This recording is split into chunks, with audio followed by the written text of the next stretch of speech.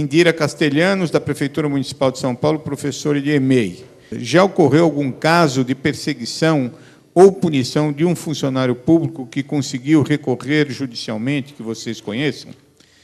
E a outra é do Marcos, da revista Caros Amigos, que pergunta o seguinte: conversei com sindicatos dos 18 estados e verifiquei que, na maioria, as leis da mordaça são letra morta.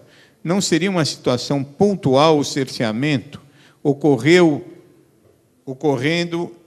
em alguns e não em todos os estados? Olha, eu falo por São Paulo, aquela está em vigência. Né? Pode dizer que alguém foi punido? Foi também. Foram abertos uma série de processos administrativos por professores e funcionários que se manifestaram na imprensa.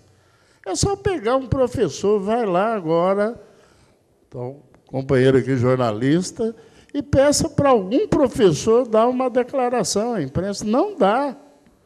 Ele tem medo de ser punido e está sendo, não só, ele é ameaçado constantemente. O medo, ele restringe a liberdade de expressão de uma forma muito perniciosa, porque ele gera autocensura. E foi isso que a gente observou na coleta dos dados. O pessoal do observatório está aí para contar. Os professores têm medo de, inclusive, dizer que sofreram isso, quanto mais de levar o caso adiante e tomar uma atitude judicial a respeito. Então, isso é muito complicado e é por isso que a gente chama tanto atenção para que as pessoas não se intimidem. Nós tivemos aqui, durante a manhã inteira, um jurista dos mais renomados do país dizendo aí que isso é inconstitucional. Então, vamos lutar contra isso, vamos questionar esses casos, levá-los ao judiciário, mobilizar, sair nas ruas, colocar no blog, enfim. Então, se um professor for indagado, e pode acontecer, indagado pela imprensa a respeito de determinada orientação que a Secretaria de Educação estabeleceu, e se o professor disser, eu acho que não é boa esta orientação, pronto, é desacato. Ele desacatou a autoridade, ele se referiu depreciativamente a um ato de autoridade, onde já se viu isto. E, então, há o risco da punição. Realmente, o risco existe. Quando tocou o telefone, a pessoa se identificou, disse se eu tinha problema de fazer uma entrevista no próprio celular, falando basicamente de 4 questões, né?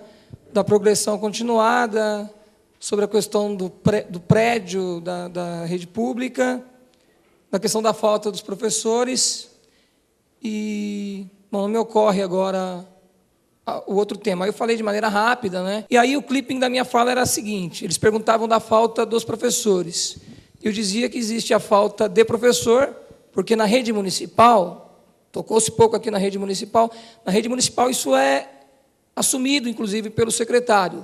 Né? O secretário da pasta assume que tem feito um esforço, mas eu me ative à falta do professor.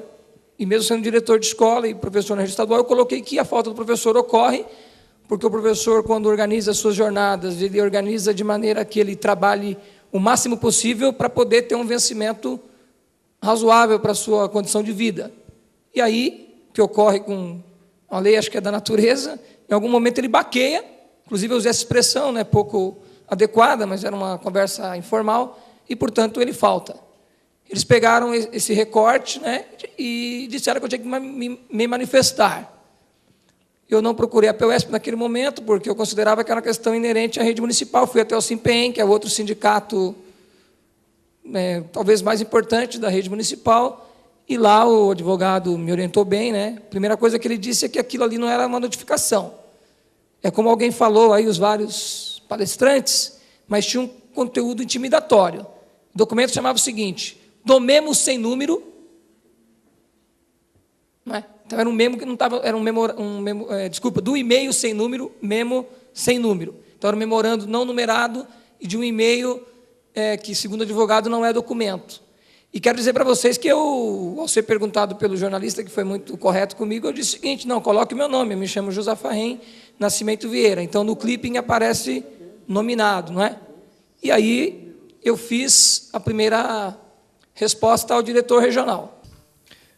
Nós atuamos na região metropolitana de Campinas e a gente vivencia essa dificuldade no nosso dia a dia. Quando a gente chega para falar com um professor, com algum representante de uma escola, essa constatação é mais nítida.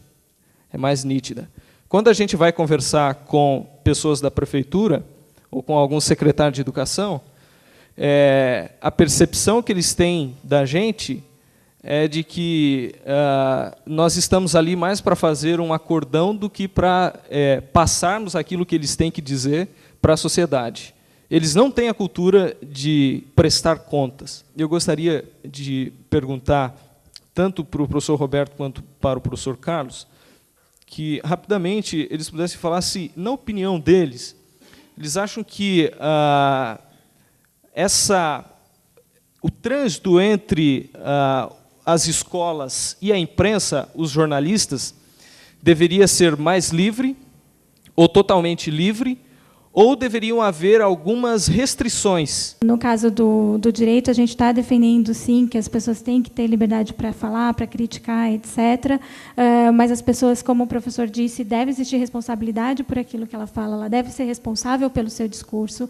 Quando ela fizer isso de forma a respeitar outros direitos humanos, por exemplo, a respeitar a privacidade de outras pessoas, ela pode ser questionada. E isso, então, acho que assim, deve existir balanço, deve existir equilíbrio. A gente não está aqui dizendo que a liberdade de expressão é algo assim absoluto, que absolutamente, que em momento nenhum, que em caso nenhum deve ser analisado mais a fundo, com mais cautela em relação a outros direitos. E a imprensa também deve analisar a questão toda dessa forma, com equilíbrio, com parcimônia, porque existem condições sobre as quais ela deve dialogar com o professor, como ela deve chegar na escola, em que momento, para não atrapalhar aquilo que está sendo realizado ali dentro daquele recinto. Acho que o Estatuto tem que ser mudado na sua totalidade. Ele não cabe mais nesse momento.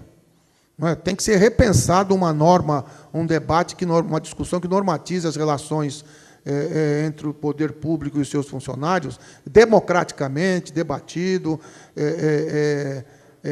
enfim, uma coisa que não tenha sido feito pelo ditador, né? Nós vivemos esse problema enquanto confederação, não apenas nos 18 estados, porque nos 18 está a lei escrita, mas nos outros, embora não esteja escrita, estados e municípios, nós convivemos com relações absolutamente antidemocráticas, tá certo? Entre os trabalhadores e o poder público, e que terminam levando a punições das mais absurdas. Eu concluiria lembrando isto, que a Constituição de 88, que é, sob vários aspectos, a mais democrática que o Brasil já teve, tem, entre outras, uma característica que é rara no mundo, é das mais avançadas no mundo. É a afirmação da democracia como democracia direta e representativa. Isso está no artigo 1º da Constituição. Todo o poder vem do povo. Quando a Constituição fixa os princípios fundamentais da educação, artigo 206 da Constituição, são princípios fundamentais da educação brasileira. Inciso 6º, gestão democrática do ensino público. Gestão democrática quer dizer com a participação de todo o povo. E faz parte da gestão democrática a manifestação de opinião, a expressão de avaliações e de propostas, inclusive, que os professores podem fazer com muita propriedade e autoridade, porque estão vivendo o processo educacional.